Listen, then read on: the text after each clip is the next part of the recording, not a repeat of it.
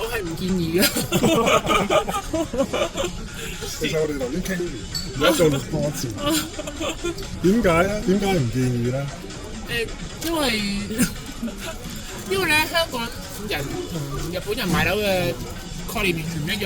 香港人可能會以為你買一層樓幾年就會升，但日本係完全冇呢個概念嘅。日本咧只會每年只會跌嘅啫，無論你嘅租金啦定係你嘅市值啦，都係只會跌而唔會升咯。即係所謂嘅折舊。咁個例子就係、即係我買1000萬樓啦，咁我擺5年之後咧，即係我係唔會有翻1000萬去買翻出去。係絕對唔會有，你有升都偷笑喎。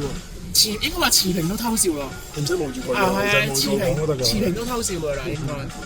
即係你唔跌已經係開心，你已經當賺啦，應該話。咁我假設如果我去我買台場啦，咁台場啲樓會唔會係即係某啲區域嘅樓會？唔會，唔會仲衰。你偏遠市中心仲衰。但佢已經係東京裏面，算唔算？都唔算神奈川嚟㗎，啊唔係喎，都算，但係唔 OK。你除非真係要揀港區，即係品川啊，唔係品川港區六本木麻布十番。反而品川呢啲係啊，因為港區即係呢個東京下邊對落嗰啲地方。但如果港區嘅話，用香港嚟比應該係邊？類似銅鑼啊，應該港島區嗰邊嘅跑馬地嗰種咯，應該係。但係跑馬地都冇得賺。嗰邊會好少少咯，係啊，但係唔會跌好多，係啦。或者你真係除非你買 Tower Mansion 即係高嗰啲，先至可能會升，可能會升嘅，但係真係唔多咯。真係要新樓喎，你真係要買新樓先好喎。但新樓個維護費咪應該仲開頭會好啲嘅，但係應該話呢啲維護費咧，開頭咧我唔知日本啲維護費點解咁奇怪啦。通常咧開頭嘅維護費咧係好細嘅啲金額，但係咧通常1-2年之後咧就話我哋嘅長期修繕計劃咧錢唔夠啊，跟住要你加錢咯。佢通常會咁樣嘅。但如果佢點解佢嗰啲維護費係每個月已經係喺個管理費度收？係啊，要再另外俾一筆。佢有個叫做修繕基金同埋管理費嘅，業主每個月都要俾嘅啲。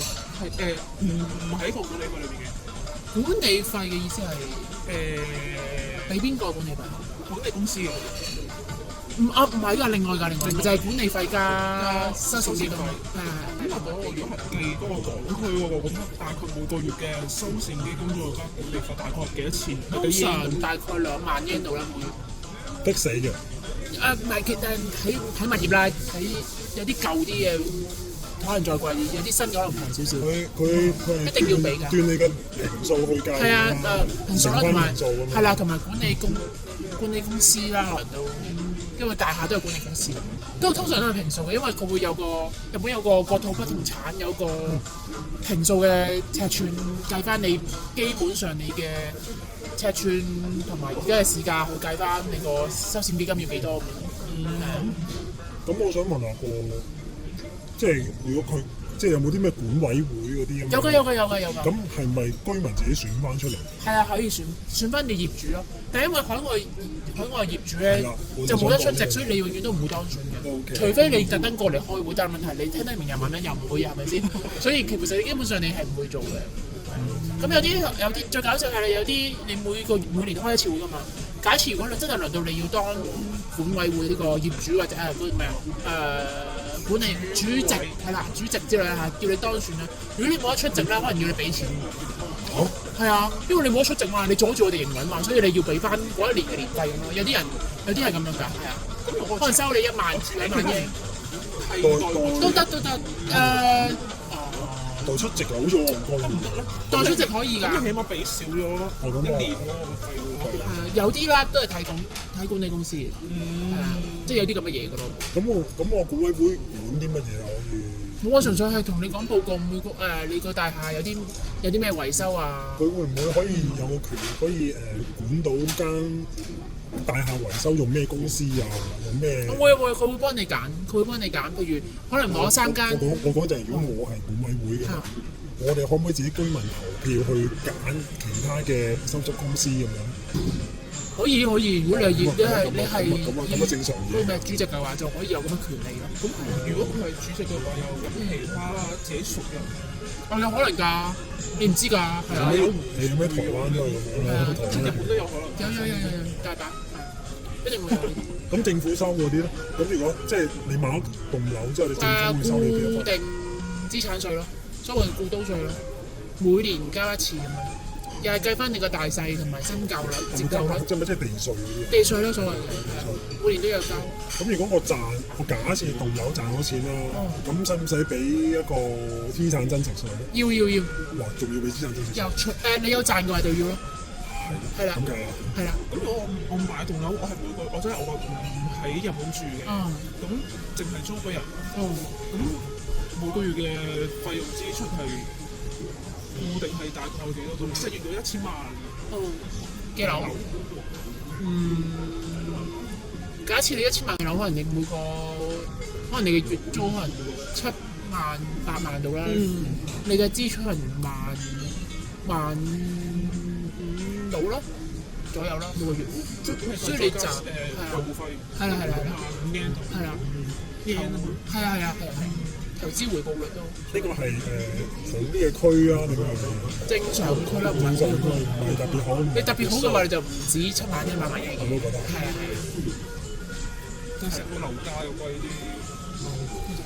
但你租金回報係7萬8萬，再扣翻，冇錯，再減翻嗰個供樓喎。係啊，所以其實你每個月可能得個6萬嘅或者5萬嘅收入，跟住再供樓其實好少喎。係啊，其實未必受工啊，夠嘅，但係真係好少咯，即係啱啱好。有啲好多㗎，真係好多客咧，啱啱好嘅就係佢完全冇賺咯，佢就攞啲錢去供樓嘅啫。我唔知買嚟做乜嘢，買嚟養住棟樓。即係個養樓嘅就真係。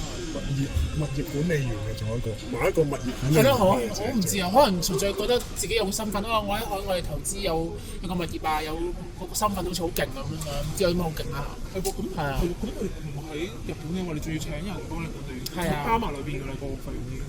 我哋扣埋咯，我哋每個月收佢哋。咁又唔係喎。咁如果又要收葺嘅話咧，就揾你哋。係啦，我哋會揾師傅上嚟。師傅搞，但係有啲客咧就好攞禮嘅。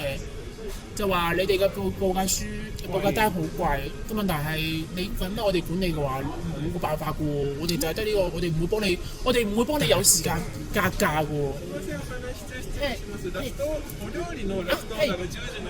咁樣查唔使你追加唔使，低咗你。但係咪從你哋公司嗰啲即係嗰啲叫咩？有聯繫嘅師傅，真係俾公司人工。咁一定會啦。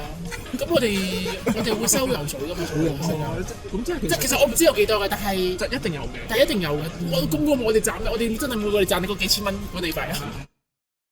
係貴嘅聽落。係啊，其實呢條地方收。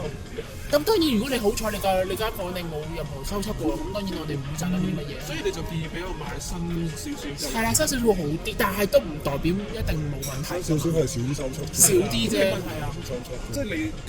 係啊，的確係。係啊。咁我地鋪咧？地鋪我就比較少接觸，有嘅，但係維修費都幾係嘅地鋪。雖然你嘅地鋪可能租金好高，但係可能你換一個冷氣機啊，就可能已經冇咗你3個月嘅收入咁咯，或者係啊，類似嗰啲業務用嗰啲哇，真係貴到媽，嚇死我！第一次見到咁貴啊！呢啲咩嚟喎？幾錢到咯？好似會做嗰啲300萬啊 yen 到啦，300萬 yen。咁啊係，日本地鋪唔好大，但係你要用業務用嗰啲喎。係啊，跟住有陣時又焗住，你又唔可以換啲細少少，可能你本身嗰個架構本身就係業務用，你唔可以換細機咯。即係咁有規定嘅。地鋪啦，係啊，住宅就唔會咁誇張，但係可能換一台冷氣機都要8-9萬 yen 到啦。